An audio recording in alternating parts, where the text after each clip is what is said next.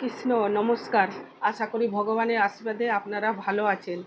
আজকে আমি যে কথাগুলো আপনাদেরকে বলবো, এই শ্রাবণ মাস চলাকালীন যে কোনো দিন আপনারা অভিষেক করান, যে কোনো দিন অভিষেক করান। এই বাবাকে এই শ্রাবণ মাস পুরো মাসটা 30 দিন, তার থেকে শ্রেষ্ঠ দিন হচ্ছে 30 দিনের মধ্যে সোমবার। এবার সোমবার দিন বা যে কোনো দিন বাবাকে এই পদ্ধতিগুলো আপনাদেরকে বলবো, আপনারা করে দেখুন। ভক্তি শ্রদ্ধা দিয়ে মন দিয়ে বাবার সেবা করে যান। এবারে বাবা সন্তুষ্ট হয়ে আপনাদেরকে ফলাফল দেবেন, এতে কোনো সন্দেহ নেই। আপনি যদি একজনকে ভালোবাসেন, যত্ন করে তার সেবা যত্ন করেন, সে তো আশীর্বাদ করবেই। তার জন্যে বলছি, এই শ্রাবণ মাস চলাকালীন আমি কিছু কিছু উপায় আপনাদেরকে বলবো। এইটা জ্যোতিষশাস্ত্র মতে এইগুলো বলেন বা শিবশাস্ত্রতে আছে। এইগুলো দিয়ে মহাদেবকে অভিষেক করালে অনেক কিছু তার গুণগুণ আছে, আর তার ফলাফলও আছে। আমি একটা একটা বলছি, আপনাদের যার যেটা পছন্দ হবে সেইভাবেই করবেন। কিন্তু শুধুমাত্র মহাদেবকে অভিষেক করানোর জন্যে বা পদ্ধতি করার জন্যে আপনাদেরকে বলবো। এবারে আপনারা ভক্তি মন শ্রদ্ধা দিয়ে করবেন, কেন মহাদেব হচ্ছেন পরম বৈষ্ণব, আর এদিকে ভগবানের শ্রীকৃষ্ণের পরম সখা। তাই এই শ্রাবণ মাসটা হচ্ছে মহাদেবের খুব আনন্দ মাস। তাই অনেকে সারা রাত 2 দিন 3 দিন কষ্ট করে বাবাকে গঙ্গা জলে স্নান করাচ্ছেন। তার জন্য বলছি, আপনারা ঘরে বসে বা পাশাপাশি যদি কোনো মন্দির আছে, আপনারা এইগুলো করতে পারবেন। সবাই যে গঙ্গা জল নিয়ে গিয়ে বাবাকে যে অভিষেক করাবে তার তো কোনো মানে নয়। কিন্তু আপনাদেরকে যেগুলো টোটকাগুলো আমি বলবো, পদ্ধতিগুলো বলবো, এগুলো জ্যোতিষশাস্ত্রতে বলছেন, এইগুলো করলে খুব ভালো হবে। এটা কিন্তু আমার কথা নয়, একজন জ্যোতিষের মুখ থেকে আমি শ্রবণ করেছিলাম। আমি তার জন্যে আপনাদেরকে বলছি। আর এটা শিবশাস্ত্রতে উল্লেখ আছে যে মহাদেবের জন্য এই কাজগুলো করলে তার অনায়াসে সফল হয়। কিন্তু কতটা আপনি ভক্তি শ্রদ্ধা করে মন দিয়ে ভগবানের যে সেবা করবেন, তারপরে ভগবান আপনাদেরকে ফলাফল দেবেন। যতটা মন দিয়ে ভালো করে পড়াশোনা করবেন, ততটাই আপনারা নম্বর ভালো পাবেন, পরীক্ষারও পাস করবে। হর হর মহাদেব, হর হর মহাদেব, হর হর মহাদেব।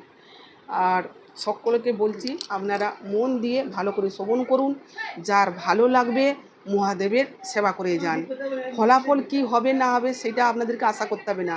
আপনারা পরীক্ষায় দিয়ে যান আর ভগবানের সেবা করে যান। এবারে ভগবান প্রসন্ন হয়ে আপনাদেরকে কৃপা করবেন, আপনারা কৃপা লাভ করতে পারবেন। যাই হোক, তাহলে মহাদেবের কৃপা লাভ করতে গেলে কি কি করতে হবে আমি বলছি।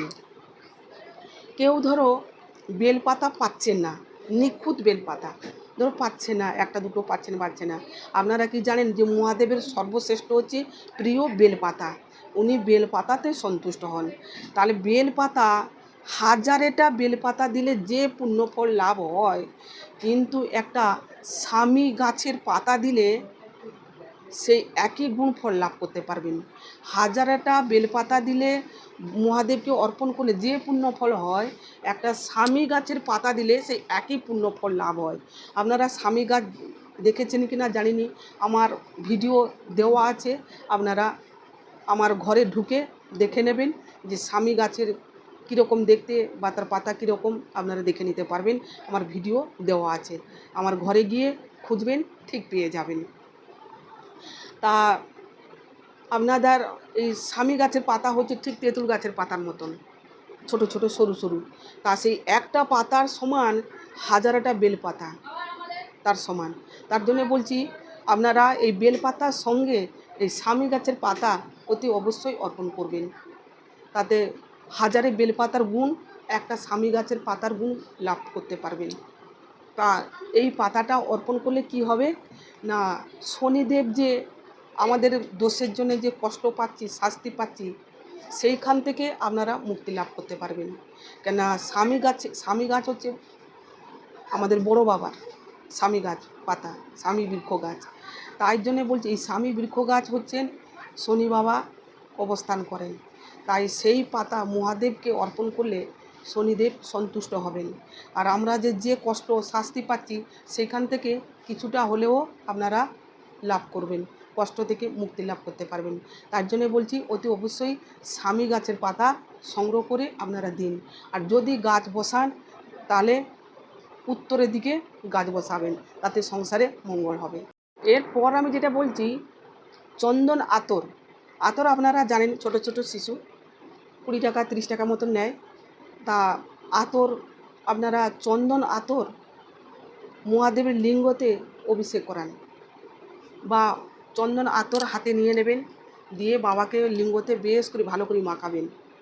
আর না হলে বাবার লিঙ্গর উপরে একটু ঢেলে দেবেন, দিলে বাবার লিঙ্গটা পুরো যেরকম চান হয়ে যায়, সেটাকে বলা হয় অভিষেক করা।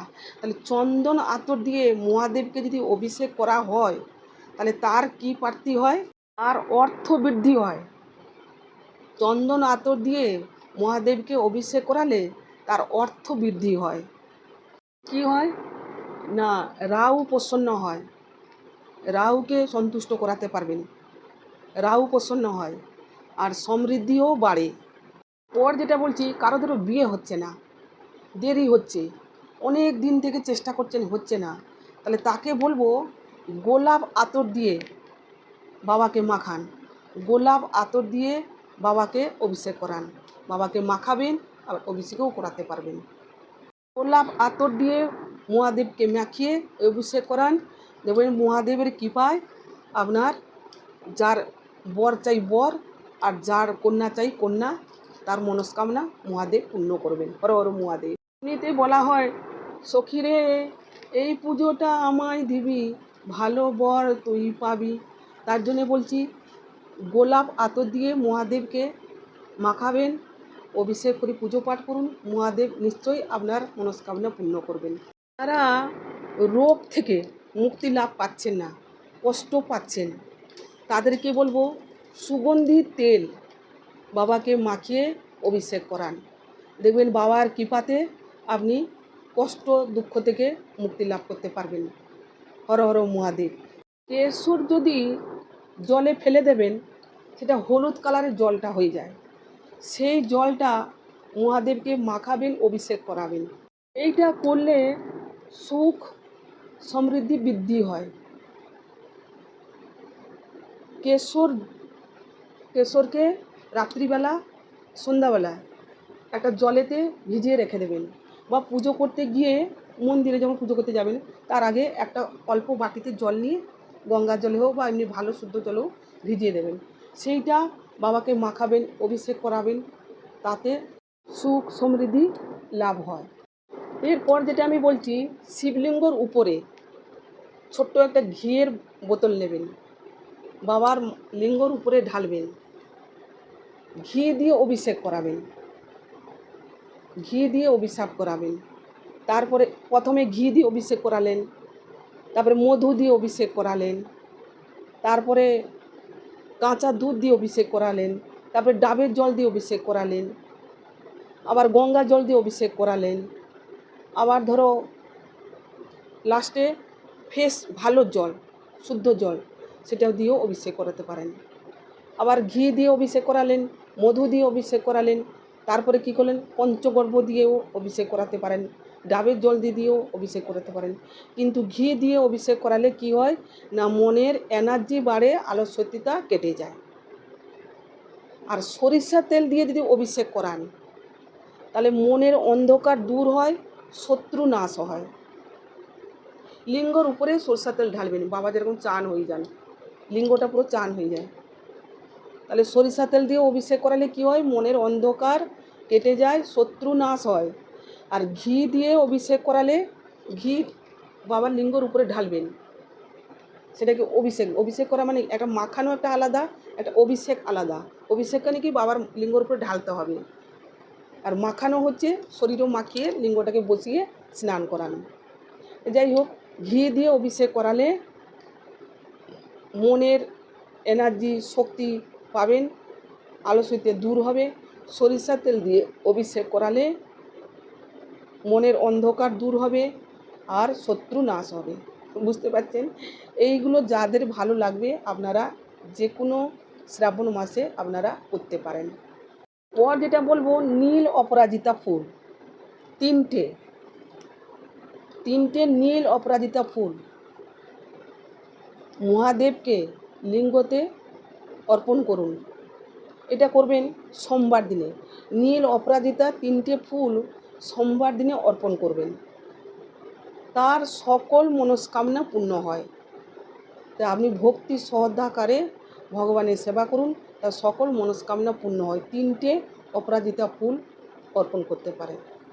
অপরাজিতা ফুল মহাদেবকে অর্পণ করলে তার সকল মনস্কামনা পূর্ণ হয়।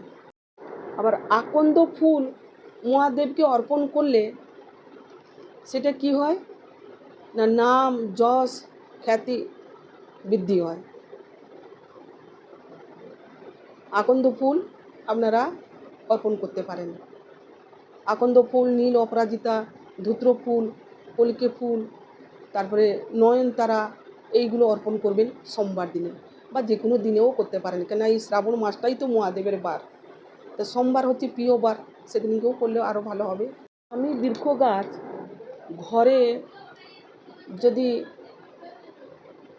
পশ্চিম দিকে স্বামী বৃক্ষ গাছ যদি লাগান, পশ্চিম দিকে লাগাবেন, তাতে ভালো হবে। আর শনিদেব রুষ্ট থেকে মুক্তি লাভ পাবেন, কষ্ট থেকে মুক্তি লাভ করবেন, আর মানুষের কাছে প্রিয়জন হয়ে উঠবেন। আর কি হবে না, সকল কিছু মনস্কামনা পূর্ণ হয়, কিন্তু খুব তাড়াতাড়ি হয় মনস্কামনা পূর্ণটা। এতে কি হয়, মহাদেবও খুব প্রসন্ন হয়। বর যেটা বলবো, বেদানা রস দিয়ে যদি মহাদেবকে অভিষেক করান, অশেষ কৃপা লাভ করতে পারবেন মহাদেবের। বেদানা রস যদি মহাদেবকে অভিষেক করান, তাহলে অশেষ কৃপা লাভ করতে পারবেন। চিনির গুঁড়ো বা মিশ্রি গুঁড়ো মহাদেবের লিঙ্গ উপরে যদি অর্পণ করেন, তার ব্যবহার বৃদ্ধি লাভ হয়, মানে ব্যবহার প্রাপ্তি ভালো হয়। মহাদেবের লিঙ্গর উপরে কালো গোলমরিচ যদি অর্পণ করেন, তার রোগ নাশ হয়। ফুলওয়ালা লবঙ্গ, মানে লবঙ্গ তার মুখটা যদি ফুলটা যেরকম ভালো থাকে, এতটা মতন ফুলওয়ালা লবঙ্গ মহাদেবের লিঙ্গর উপরে যদি অর্পণ করেন, সংকট থেকে মুক্তি লাভ করতে পারবেন। ফুলওয়ালা লবঙ্গ লিঙ্গর উপরে যদি অর্পণ করেন, তাহলে সংকট থেকে মুক্তি লাভ করতে পারবেন।